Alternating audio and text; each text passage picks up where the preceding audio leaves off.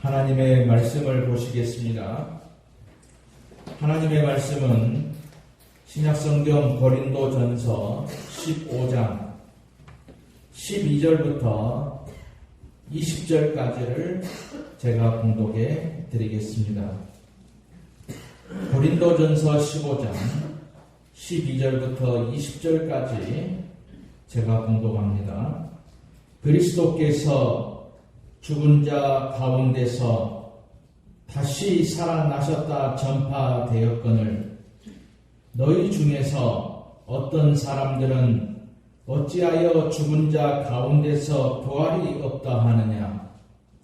만일 죽은 자의 부활이 없으면 그리스도도 다시 살아나지 못하셨으리라. 그리스도께서 만일 다시 살아나지 못하셨으면 우리가 전파하는 것도 헛것이요 또 너희 믿음도 헛것이며 또 우리가 하나님의 거짓 증인으로 발견되리니 우리가 하나님이 그리스도를 다시 살리셨다고 증언하였습니다. 만일 죽은 자가 다시 살아나는 일이 없으면 하나님이 그리스도를 다시 살리지 아니하였으리라. 만일 죽은 자가 다시 살아나는 일이 없으면 그리스도도 다시 살아나신 일이 없었을 터이요. 그리스도께서 다시 살아나신 일이 없으면 너희의 믿음도 헛되고 너희가 여전히 죄 가운데 있을 것이요. 또한 그리스도 안에서 잠자는 자도 망하였으리니 만일 그리스도 안에서 우리가 바라는 것이 다만 이 세상의 삶뿐이면 모든 사람 가운데 우리가 더욱 불쌍한 자이리라. 그러나 이제 그리스도께서 죽은 자 가운데서 다시 살아나사 잠자는 자들의 첫 열매가 되셨도다. 아멘.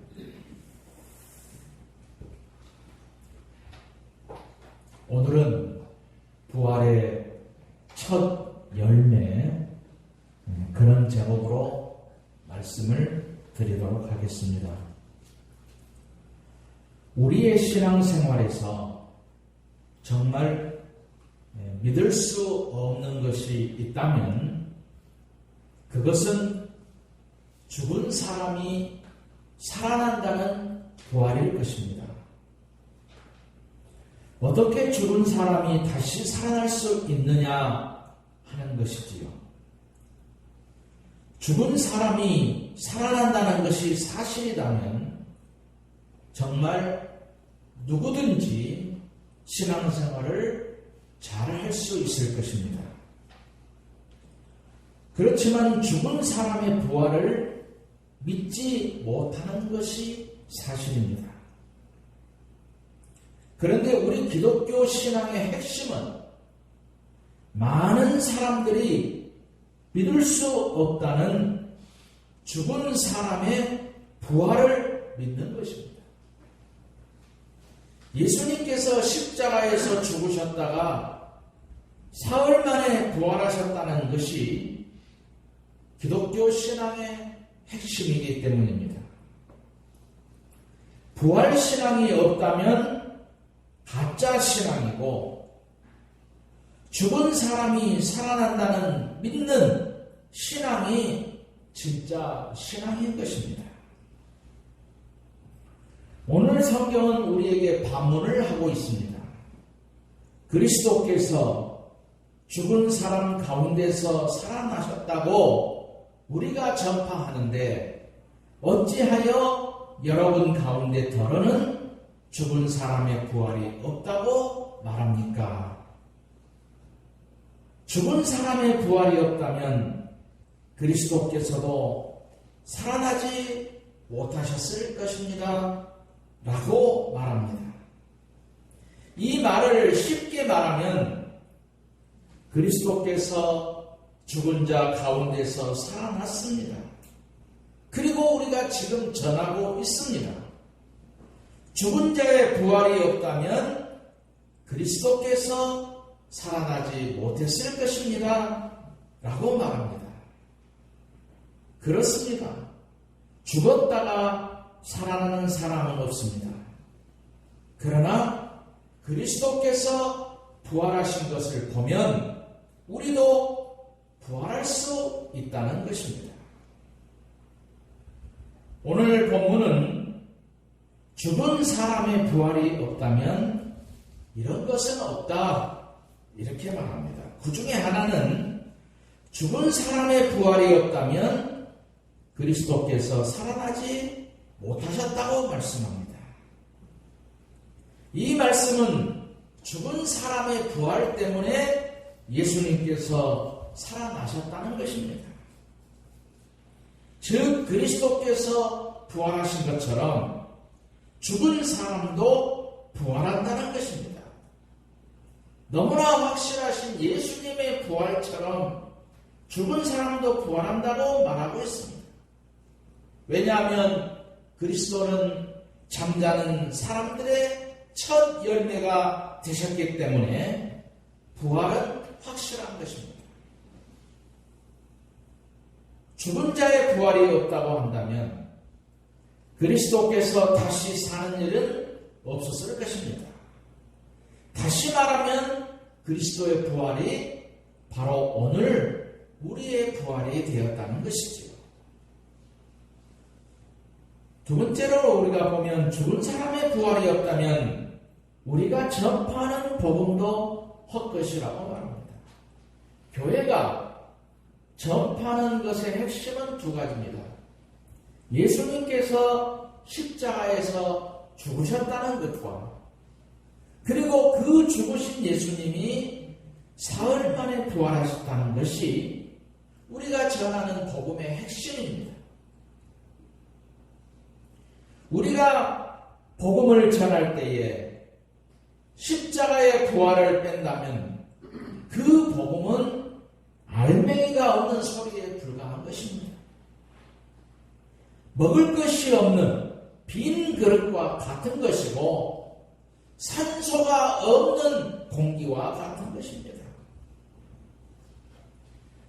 또한 죽은 사람의 부활이 없다면 우리의 믿음도 헛것이라고 말합니다. 우리의 신앙에는 여러 가지가 들어갑니다. 시간도 들어가고 봉사도 들어가고 헌금도 들어가고 이런 여러 가지가 들어가서 우리는 신앙생활의 조화를 이루는 것입니다. 그런 것이 합해져서 믿음 생활을 하는 것인데 그런데 교회를 위한 그런 헌신과 봉사 같은 믿음 생활이 다 헛것이라는 것입니다. 본문에서 말하는 헛것이라고 하는 원문을 번역하면 공허하다라는 말입니다. 공허가 무엇입니까? 허무하다는 것입니다. 아무것도 없는 텅 빈 공간을 말합니다. 인생에 살 의미가 없다는 것이지요. 부활이 없다면 우리의 믿음이 그렇게 공허하다는 것입니다. 부활이 없다면 분열된 인격과 같다는 것입니다. 또 헛것을 원문의 다른 뜻으로 해석해 보면 허무맹랑하다라는 말이 됩니다.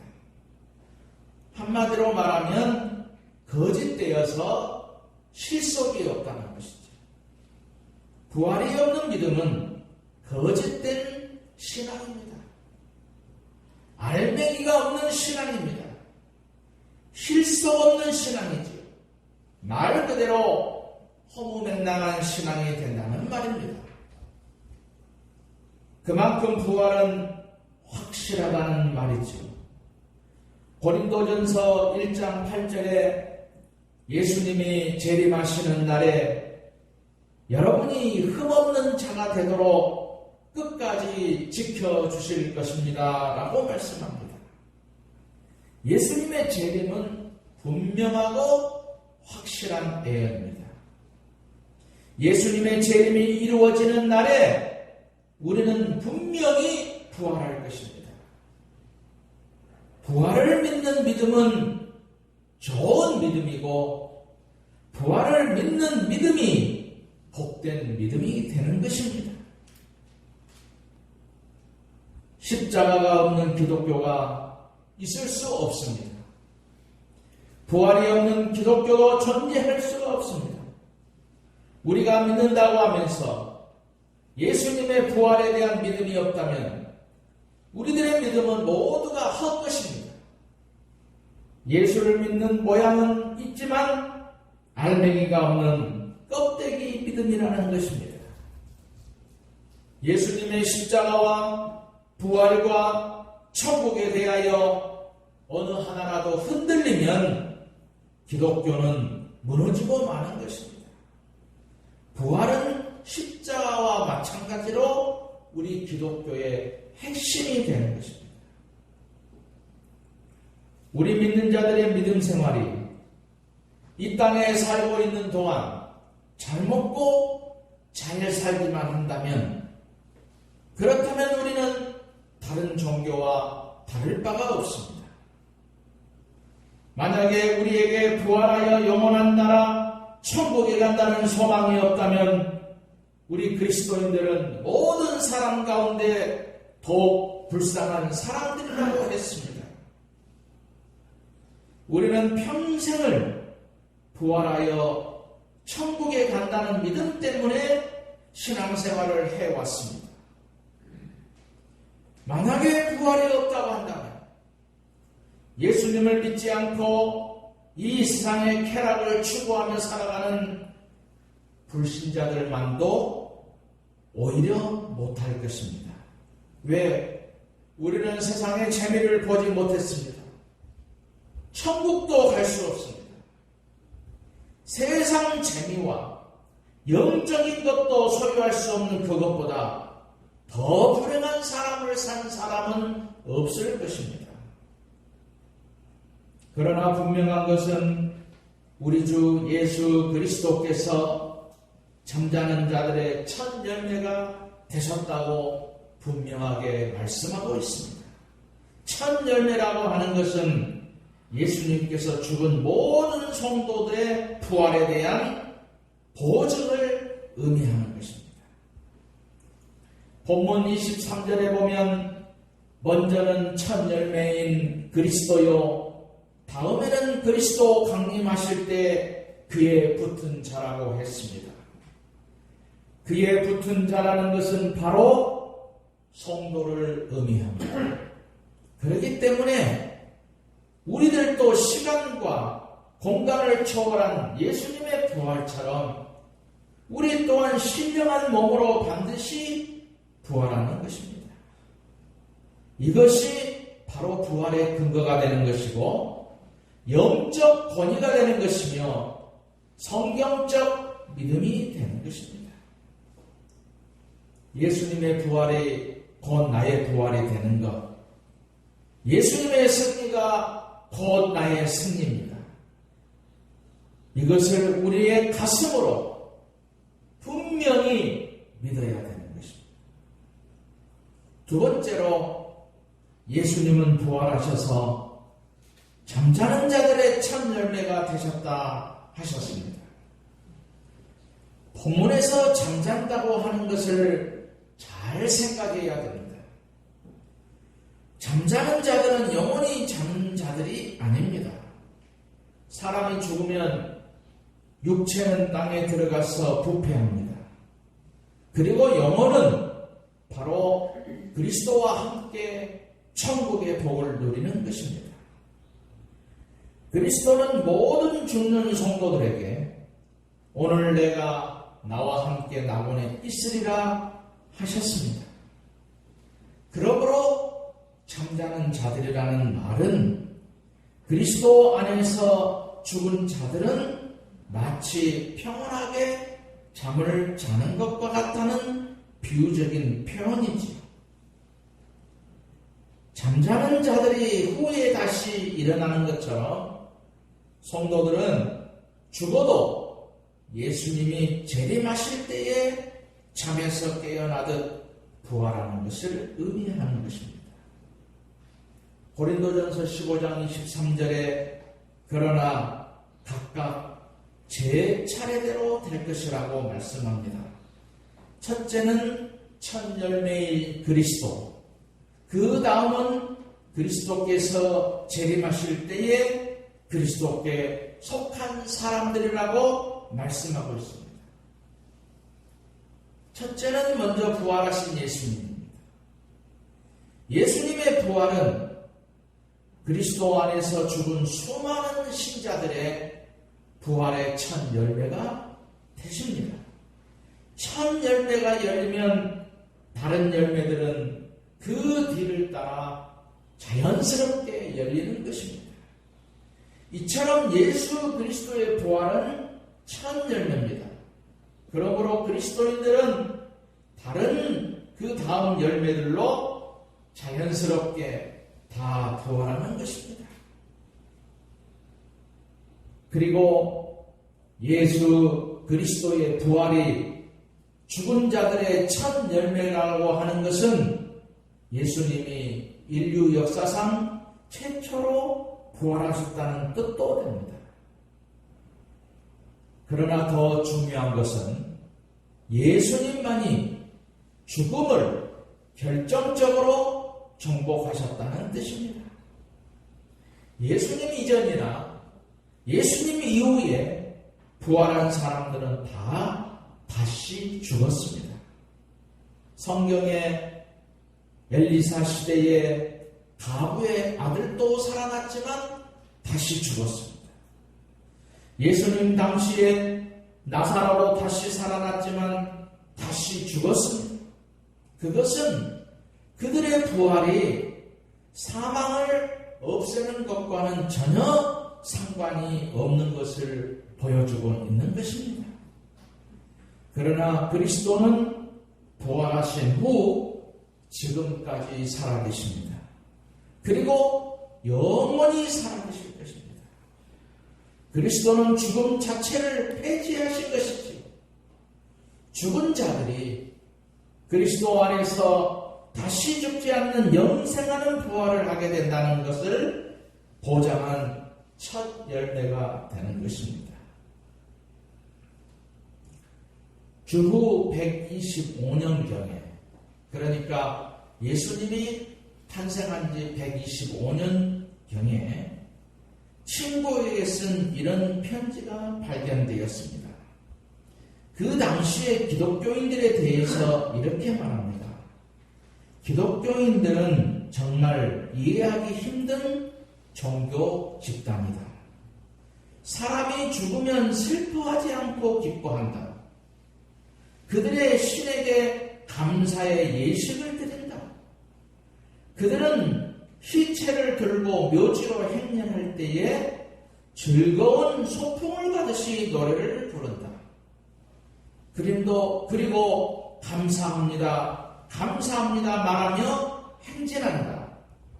이것은 초대교회 성도들의 부활의 신앙을 전해주는 산 증거가 되는 것입니다. 마지막 세 번째로, 그러면 부활의 신앙을 가진 우리가 어떻게 살아야 되겠습니까? 부활은 이론이나 사상으로 증명되는 것이 아닙니다. 성령으로 기름 부은 사람에게만 믿어져서 생활로 증명되어지는 것입니다. 우리는 온몸으로 예수님의 부활 신앙으로 살아가야 됩니다. 부활은 기독교 신앙의 심장입니다. 기독교는 부활의 믿음 위에 세워진 종교지, 죽어도 산다는 이 부활 신앙으로 모든 고난을 이기는 것입니다. 이 부활 신앙으로 힘차게 살아가는 것이 기독교인들의 신앙 자세입니다. 지난해 99살로 돌아가신 세계적인 전도자 빌리 그레이엄 목사님이 자신의 죽음에 대해서 이렇게 말했습니다. 여러분, 빌리 그레이엄이 죽었다는 소식이 신문에 나거든 그 신문 기사를 믿지 마세요. 나는 죽은 것이 아니라 주소를 옮긴 것입니다. 성도는 죽음을 끝으로 받아들이지 않습니다. 그 이유는 영원한 천국으로의 새로운 시작이 있기 때문이죠. 그것은 바로 예수님의 부활을 하셨기 때문입니다. 그래서 예수님의 부활을 믿었던 신라원의 저자인 존 밀턴도 죽음은 영원한 천국의 문을 여는 열쇠라고 말했습니다. 그러므로 성도들은 부활신앙으로 승리를 향하여 달려가는 용기 있는 사람이 되어야 됩니다. 고린도전서 15장 58절에 그러므로 내 사랑하는 자들아 경고하며 흔들리지 말며 항상 주의 일에 더욱 힘쓰는 자들이 되라. 이는 너희 수고가 주 안에서 헛되지 않은 줄 알미니라. 우리가 신앙생활하다가 힘들고 어려울 때가 있습니다. 그때 내가 왜 이런 일을 해야 하나? 그러면서 그만두고 싶을 때가 있을 것입니다. 하지만 결코 흔들리지 말고 더욱 주의 일에 힘쓰는 자가 되라고 성경은 말씀하고 있습니다. 왜 힘써야 됩니까? 성경은 그때의 그 수고가 결코 헛되지 않는다라고 말씀하십니다. 믿음으로 힘쓴 우리들의 수고가 결코 헛되지 않기 때문에 또한 우리는 부활의 참 열매가 되신 주님처럼 부활하시기 때문에 그러므로 우리는 부활신앙으로 모든 것을 이겨내야 되는 것입니다. 고난도 이기시고 문제도 이기시고 죽음까지도 이기는 우리들이 그 어떤 문제라도 이기지 못할 것이 없는 것입니다. 오늘 부활절을 맞이하여서 모든 일에 승리하시기를 주님의 이름으로 축원드립니다.